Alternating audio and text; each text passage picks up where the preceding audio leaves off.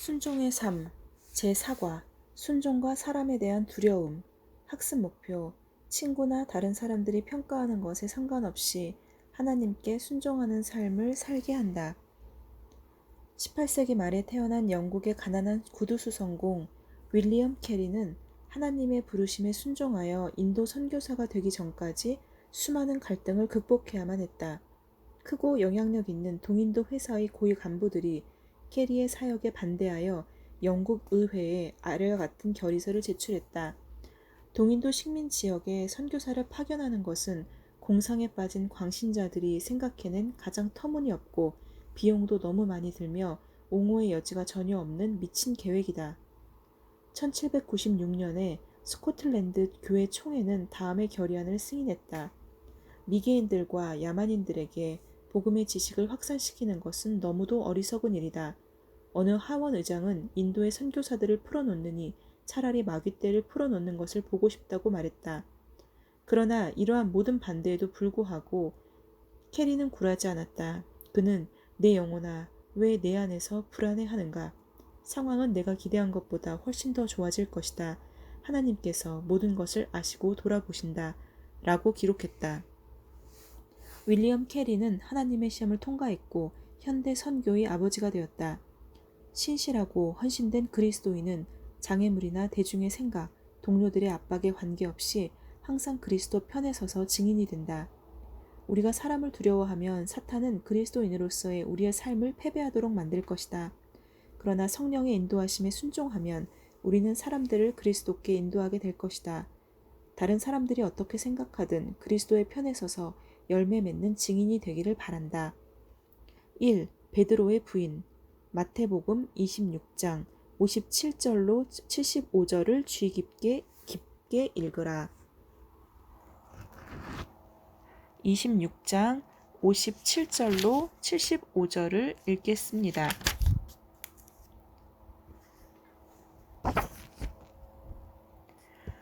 예수를 잡은 자들이 그를 끌고 대제사장 가야바에게로 가니 거기 서기관과 장로들이 모여 있더라. 베드로가 멀찍이 예수를 따라 대제사장의 집들까지 가서 그 결말을 보려고 안에 들어가 하인들과 함께 앉아 있더라.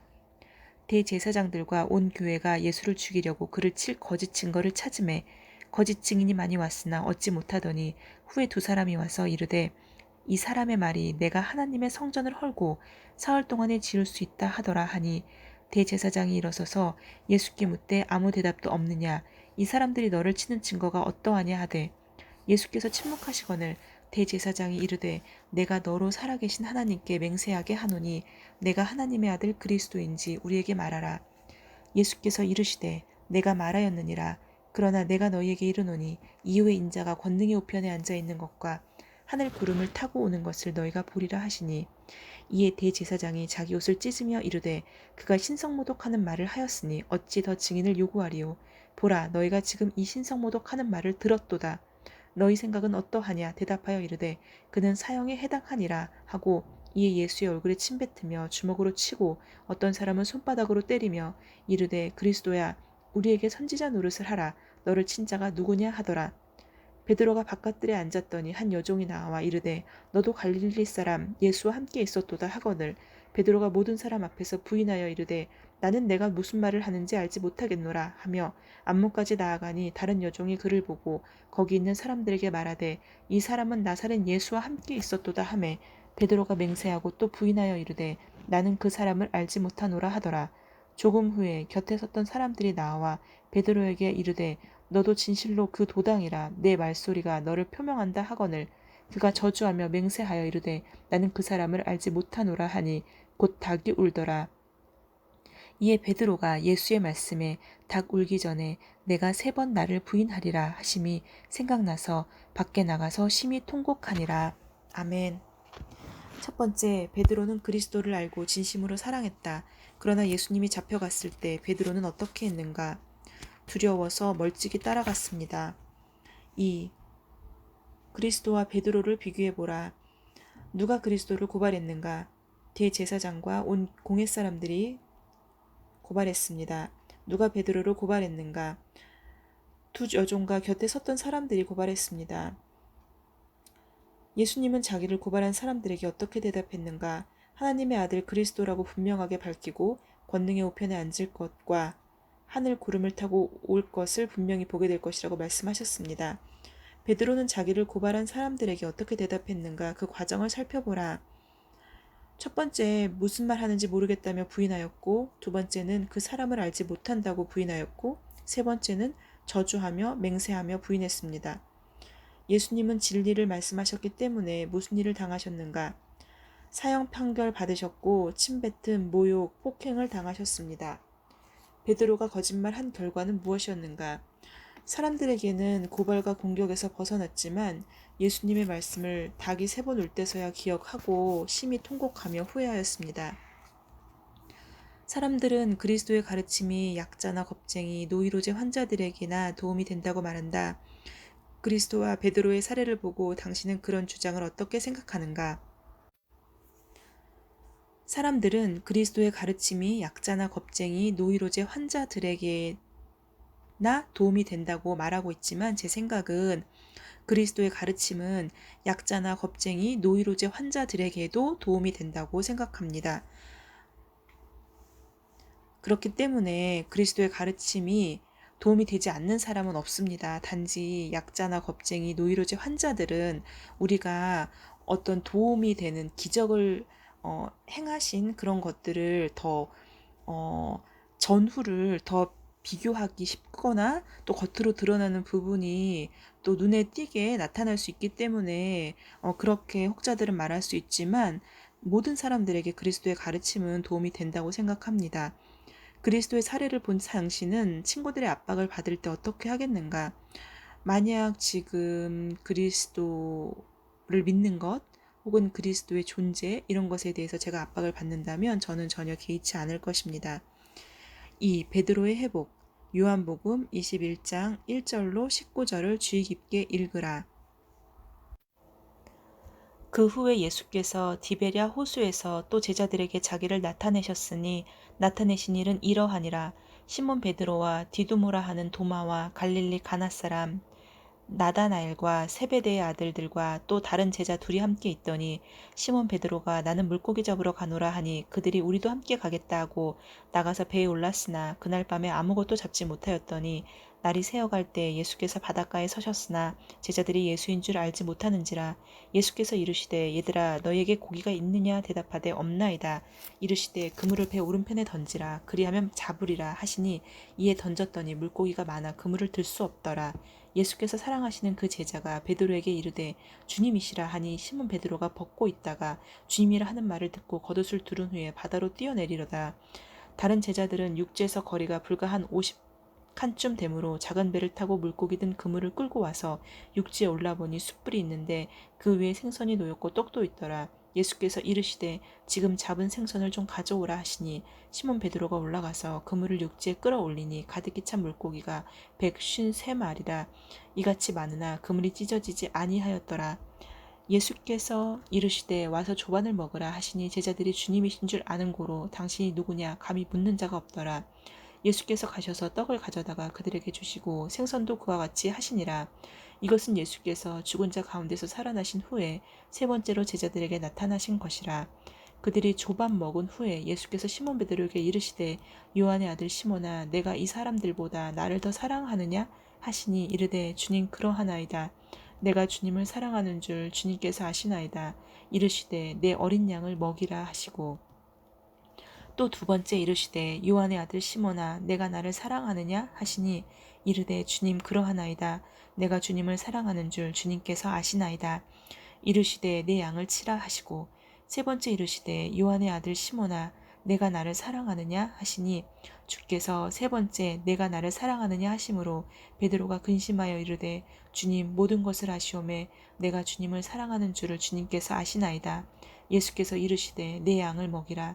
내가 진실로 진실로 내게 이르노니 내가 젊어서는 스스로 띠띠고 원하는 곳으로 다녔거니와 늙어서는 내 팔을 벌리리니 남이 내게 띠띠우고 원하지 아니하는 곳으로 데려가리라. 이 말씀을 하심은 베드로가 어떠한 죽음으로 하나님께 영광을 돌릴 것을 가리키심이리라. 이 말씀을 하시고 베드로에게 이르시되 나를 따르라 하시니 아멘. 1번 요한복음 21장 1절로 19절은 예수님이 베드로를 처음 부르시던 누가복음 5장 1절로 11절을 생각나게 한다. 이 두 사건을 비교하여 생각해보라. 누가복음 5장 1절로 11절을 읽겠습니다.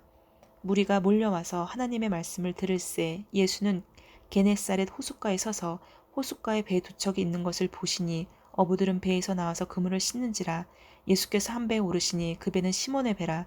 육지에서 조금 떼기를 청하시고 앉으사 배에서 무리를 가르치시더니 말씀을 마치시고 시몬에게 이르시되 깊은 데로 가서 그물을 내려 고기를 잡으라.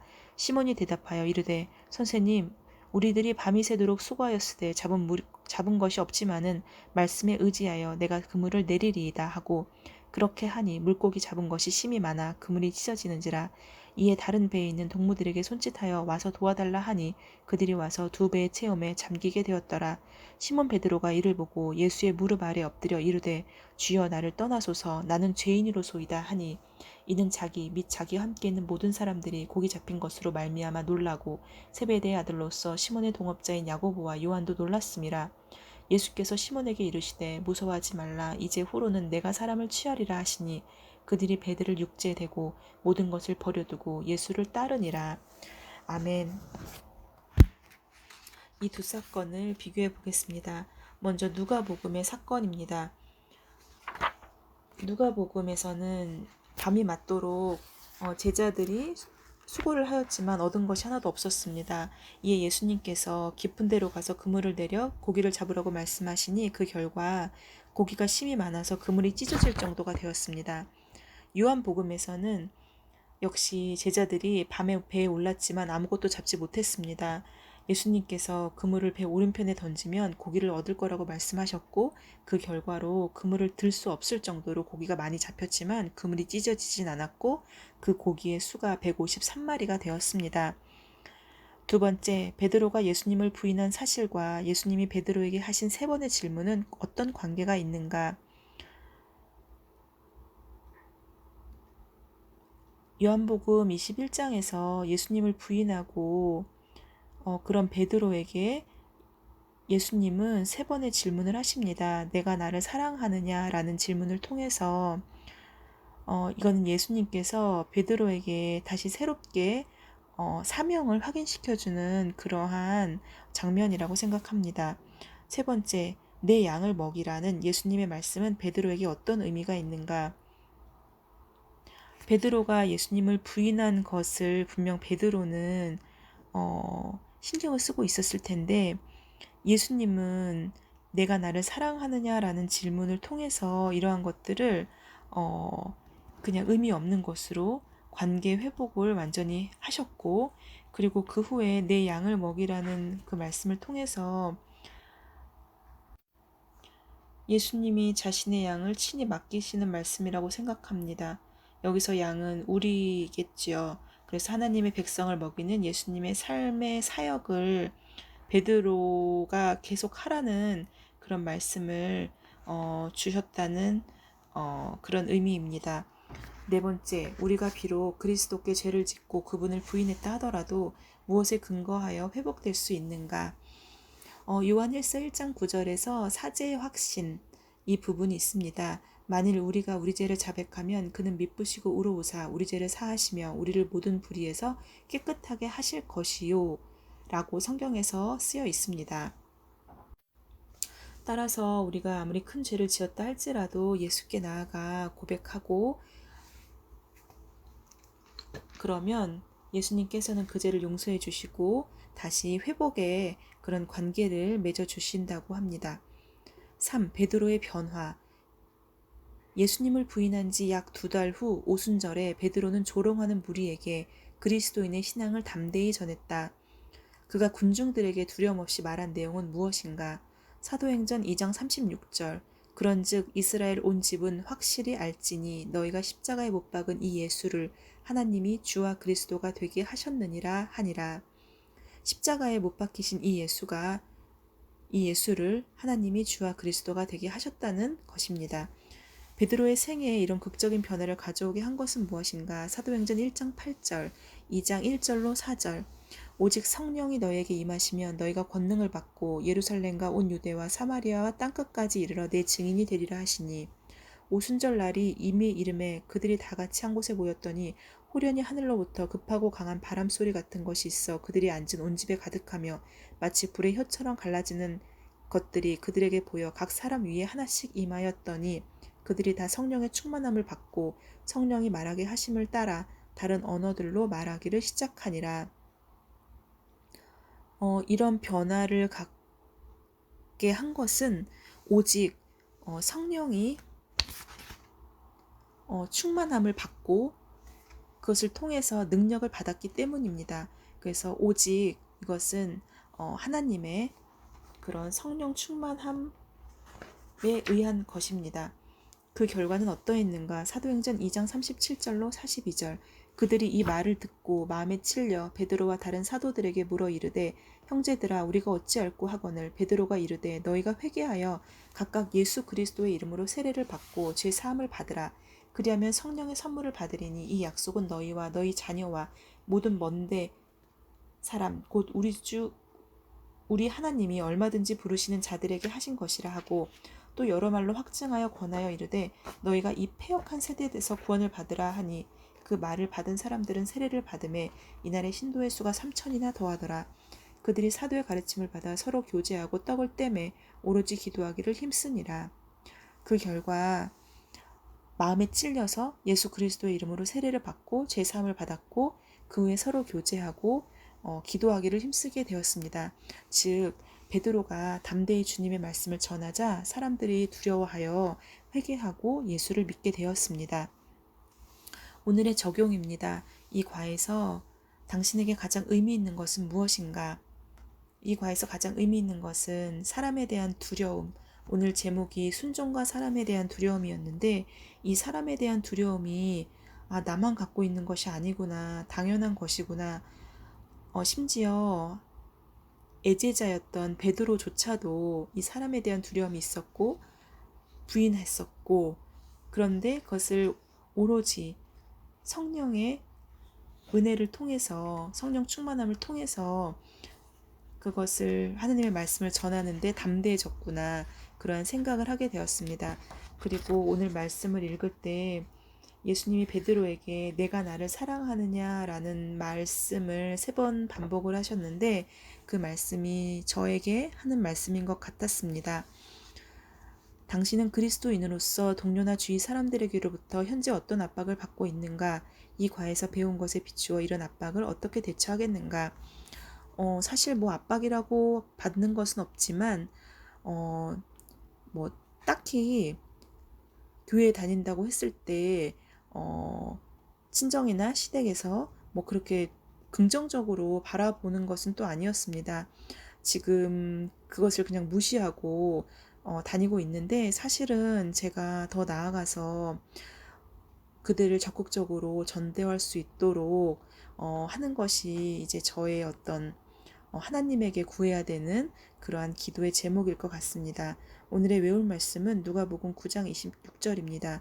누구든지 나와 내 말을 부끄러워하면 인자도 자기와 아버지와 거룩한 천사들의 영광으로 올 때에 그 사람을 부끄러워하리라. 아멘.